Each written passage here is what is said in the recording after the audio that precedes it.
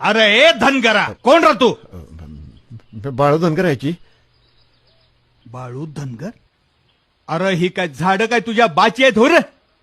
असं कुठं म्हटलं जी मी? मग कोणाच्या परवानगीनं तू हे सगळे झाडं बेंदलीस? परवानगी तर घेतली नाही जी मी. हा, माझं रागडं नुकसान केलंयस तू. नुकसान तरी सांगा किती झालं? मी